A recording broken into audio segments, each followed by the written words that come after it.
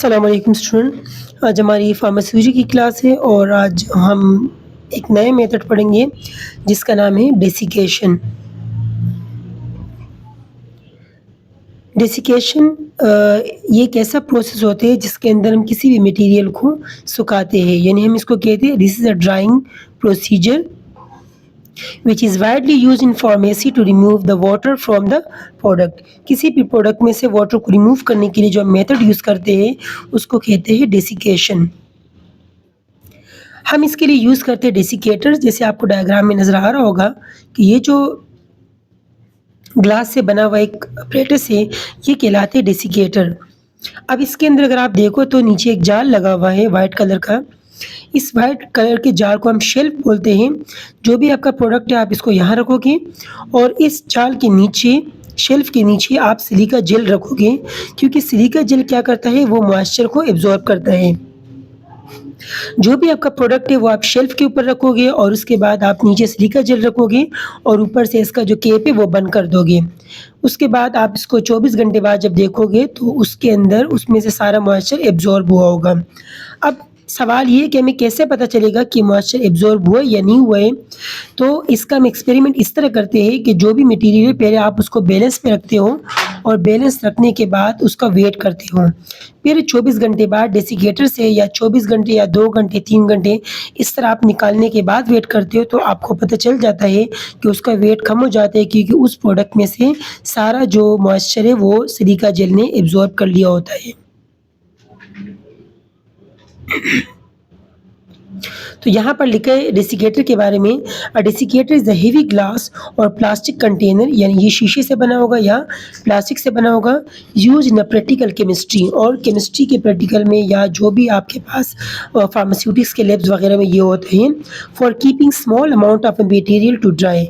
इसमें आप small amount use करते हो, यानी स्मॉल अमाउंट से मुराद ये कि 30 ग्राम, 440 ग्राम, यानी 1 केजी से कम।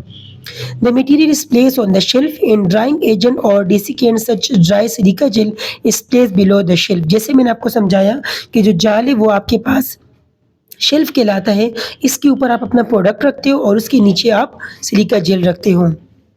अब इसके हमारे पास यूजेस क्या है फार्मेसी के अंदर।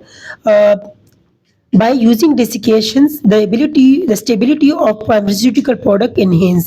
जो भी आपका फार्मास्यूटिकल प्रोडक्ट है उसकी आप स्टेबिलिटी बढ़ा लेते हो, वो ज़्यादा स्टेबल हो जाता है, क्योंकि अगर उसके अंदर वाटर होगा तो हाइड्रोलाइसिस के चांस होते हैं, आपका ड्रग्स खराब होने के चांस होते हैं।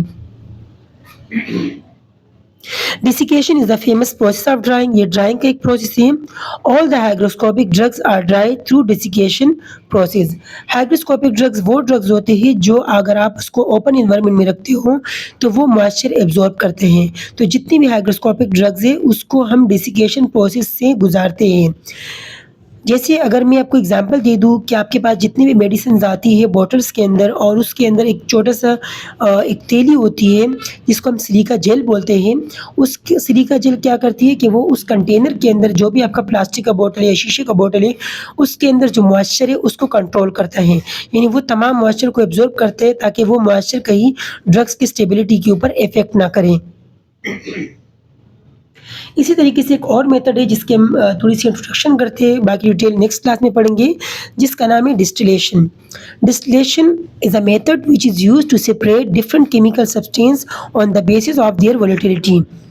यानी डिस्टिलेशन एक ऐसा प्रोसेस है जहाँ से आप कोई भी लिक्विड का मिक्सचर होगा उसमें से एक-एक लिक्विड को आप सेपरेट कर सकते हो। इस मेथड से हम प्यूरिफिकेशन भी करते हैं। यानी इसकी एग्ज़ाम्पल क्या है, फॉर एग्ज़ाम्पल आपने एक मिक्सचर लिया जहाँ पर परफ्यूम्स है, उसके अंदर आपने थोड़ा-सा शराब डाल दिया, पानी डाल दिया, थिनर डाल दिया। अब इन सबको अलग करने के लिए जो हम प्रोसेस यूज़ करते हैं उसको कहते हैं डिस्टिलेशन प्रोसेस। वो कैसे होगा, जैसे आपको ये डायग्राम नज़र आ रहा है, इस डायग्राम को देखें। ये जो येलो-येलो सा है ये आपके पास एक मिक्सचर है लिक्विड का, आपने यहाँ पर लिक्विड डाला, ऊपर आपने थर्मामीटर लगा दिया। अब आपको पता है कि हर लिक्विड का बॉइलिंग पॉइंट अलग होता है। जैसे अल्कोहल का 70 होता है, वाटर का 100 होते हैं, तो हर चीज़ का बॉइलिंग पॉइंट अलग होगा। तो जो भी लिक्विड का बॉइलिंग पॉइंट तक वो पहुँचेगा तो वो इवापोरेट होगा। इवापोरेट होने के बाद यहाँ आपको एक कंडेंसर नज़र आएगा, कंडेंसर के अंदर क्या होगा, उसमें एक ठंडी-ठंडी सी टेम्परेचर होते हैं कि जो भी इवापोरेट्स वेपर्स यहाँ पर आएँगे तो वो इस कंडेंसर से जब गुज़रेंगे तो वो लिक्विड में कन्वर्ट होंगे। क्या होंगे? लिक्विड में कन्वर्ट होंगे और वो लिक्विड नीचे इस डब्बे में जमा होगा।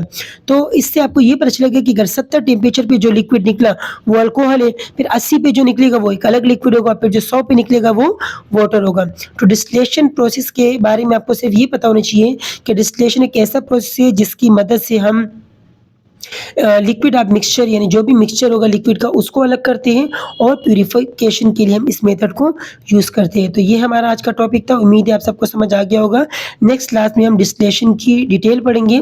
उम्मीद है कि आपको समझ आ गया होगा। जो भी क्वेश्चन हो आप लोग मुझसे पूछ सकते हो। ओके स्टूडेंट, अल्लाह हाफ़िज़।